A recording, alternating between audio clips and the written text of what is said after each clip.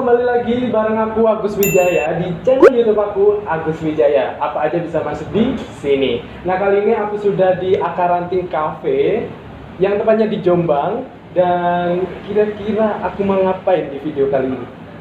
Ada yang tahu nggak? Nah, jika kalian penasaran, tetap stay tune dan jangan lupa like, komen, dan subscribe tentunya video kali ini.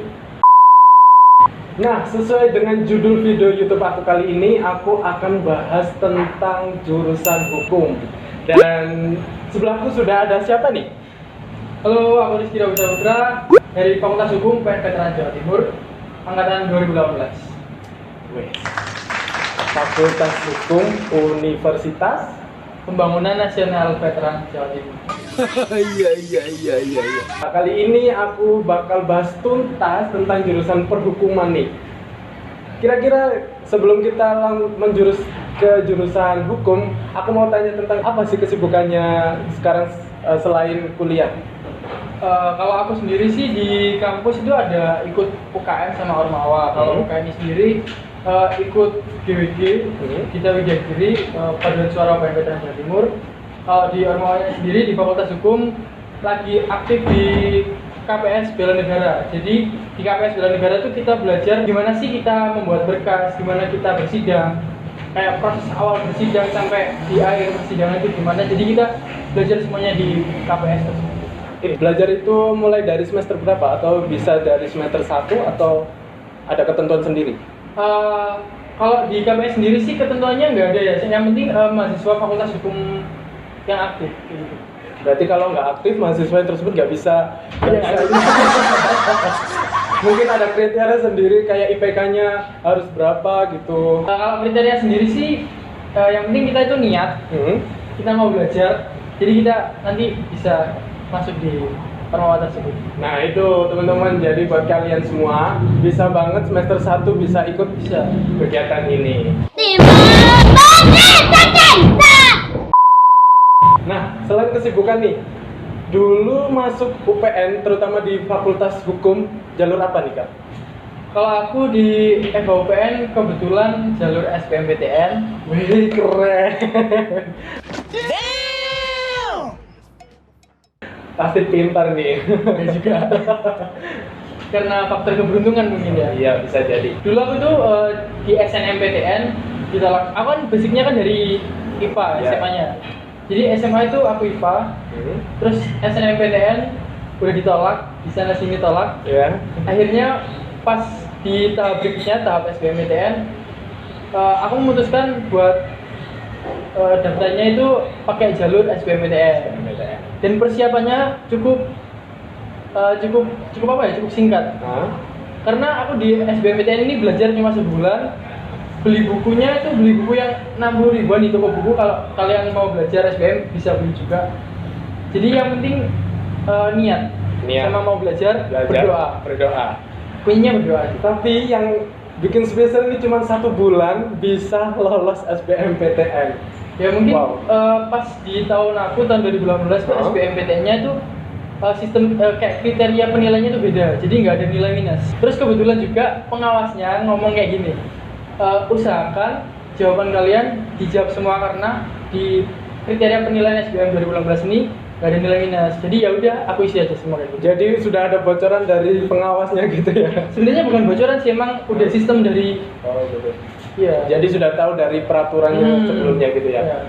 Iya. Nah nih, Robi masuk di jalur SBM. Kira-kira nilai yang bisa masuk di jurusan hukum, khususnya di UPN Surabaya ini berapa sih? Kalau untuk kriteria nilai sendiri sih aku jujur kurang tahu ya. Soalnya pas di 2018 itu nilai SBM kan nggak tahu kitanya. Jadi kalau aku sih dulu belajarnya itu fokusnya di TPA, sama di mata kuliah yang sesungguhnya itu fokus di ekonomi sama di sosiologi. Oh gitu.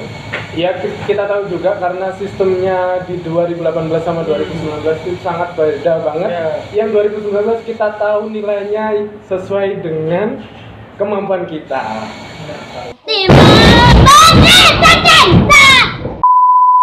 Oh ya, semester berapa sekarang? Kalau aku sekarang semester 4.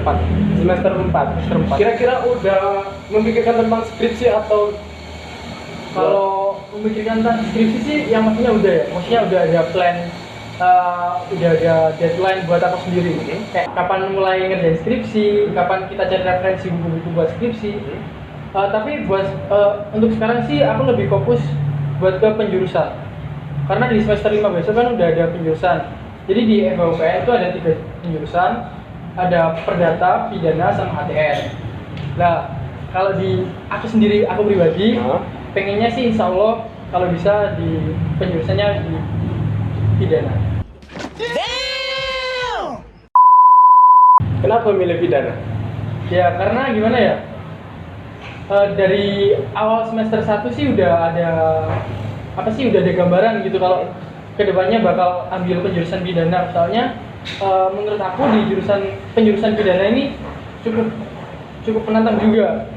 Terus di mata kuliahnya sendiri, salah satu mata kuliah favorit di hukum acara pidana juga, kita tuh belajar gimana sih tata cara kita beracara pidana kayak gitu-gitu sih. Jadi udah sesuai passion lah. Oke. Nah, membahas tentang fakultas jurusan hukum nih, apa itu sesuai passion kamu atau mungkin cita-cita atau karena faktor temen nih? Dulunya ada yang jurusan hukum ya aku ikut-ikutan atau gimana? Kalau dari aku sendiri sih sebenarnya nggak ada kepikiran sama sekali buat masuk di jurusan hukum, karena dari SMA kan aku SMA kan IPA. Iya. Jadi udah rencana nih kalau kuliah besok pengen ambil pendidikan biologi, karena kan aku sendiri tuh sebenarnya pengen jadi guru gitu loh. Jadi guru pendidikan biologi. Terus nggak tahu kenapa mungkin udah takdir, Tuhan ngasih rezeki aku buat masuk di jurusan hukum kayak gitu sih. Nah, dengar-dengar nih di masyarakat umum tuh banyak mengira bahwa di jurusan hukum itu harus bisa menghafal namanya undang-undang dan pasal-pasal. Apakah benar itu? Itu pemikiran yang salah sih menurut aku, karena pemikiran orang-orang kan pasti kalau kita masuk jurusan hukum kita harus hafal tuh pasal-pasal, hafal undang-undang gitu kan. Benar. Padahal itu nggak sama sekali.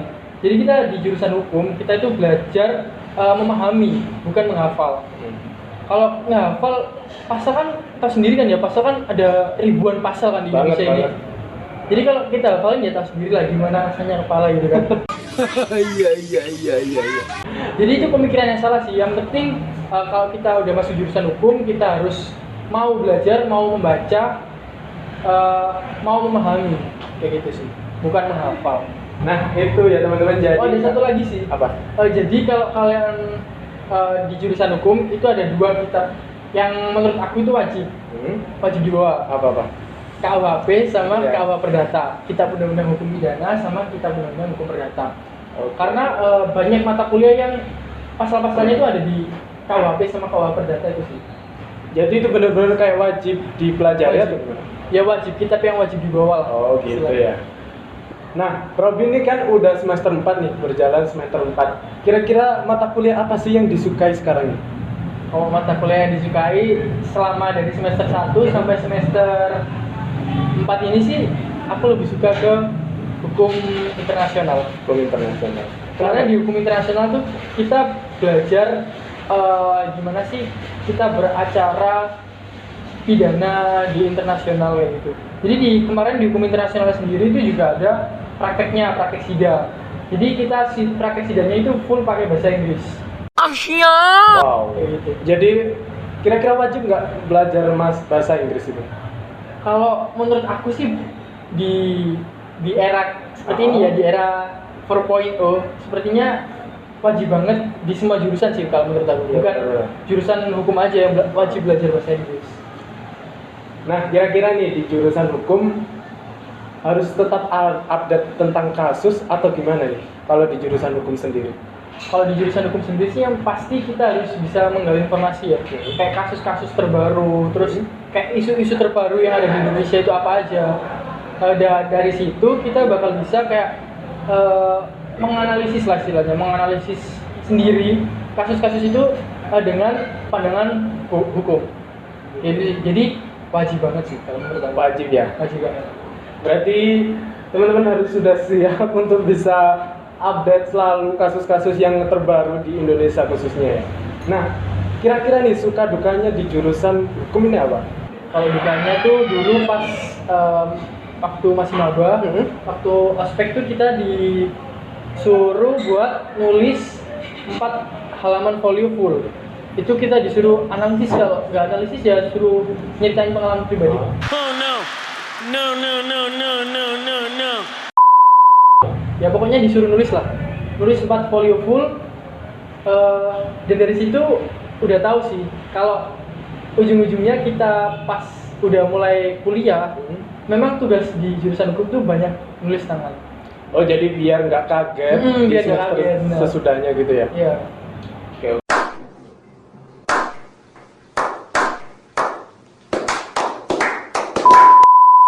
Kalau sukanya sendiri sih banyak sukanya sih daripada dukanya. Banyak cewek cantiknya tuh gimana nih? Bukan rahasia umum Oh, kayaknya. iya. Apa nih sukanya? Kalau sukanya Selain cewek cantik nih. Kalau sukanya di jurusan hukum tuh yang pasti yang pertama belajar hal baru. Terus yang kedua tuh kita tahu gimana sih caranya kita melakukan kayak beracara pidana, beracara perdata. Kita kan belajar semua di situ. Yes. Sampai menurut aku tuh hukum itu luas banget. Luas banget ya. Luas banget. Karena nggak hanya kita belajar pidana, perdata, nggak belajar itu sih. Bahkan kita juga ada belajar hukum lingkungan. Hukum lingkungan itu seperti apa Jadi itu? sampai hukum lingkungan tuh kita belajarin. Jadi kayak misal di hukum lingkungan tuh kita belajar tentang pasal-pasal yang misal nih ada kerusakan lingkungan. Kerusakan lingkungan tuh kita analisis dulu kayak kasus-kasusnya. Terus kita cari pasal-pasal yang pas, udah kayak gitu sih. Bang. Nah, di jurusan hukum sendiri nih banyak juga yang bertanya-tanya tentang prospek kerja di jurusan hukum nih apa sih sebenarnya gitu. Kalau prospek kerja di jurusan hukum sendiri tuh banyak banget sih. Kita bisa jadi jaksa, bisa jadi hakim, bisa jadi pengacara, bisa jadi notaris, bisa jadi dosen. Terus kita juga bisa kerja di perusahaan, jadi penasihat hukum, kayak gitu-gitu sih. Banyak banget sih prospek. Banyak sekali ya. Itu tergantung diri kita sendiri gimana cara mengolah kemampuan kita. Nah, yang terakhir nih, pesan buat teman-teman semua yang nonton video ini, kira-kira ketika nanti mau masuk di jurusan hukum apa nih? Kalau dari aku sendiri, buat teman-teman yang pengen masuk di jurusan hukum, yang pertama itu harus sesuai dengan passion kalian. Nah, bener kan? benar banget. Terus yang kedua, harus ada niat dari diri kalian sendiri. Benar. Yang ketiga, kalian harus mau belajar membaca. Karena kalau di jurusan hukum, kita nggak mau membaca itu kayak sia-sia banget belajar di jurusan sia-sia banget. Terus dan yang terakhir, kalian harus ikhlas menjalani. Ikhlas sepenuh hati. Kayak gitu sih. Iya. Ya itu tadi pesan yang bisa disampaikan oleh Robi.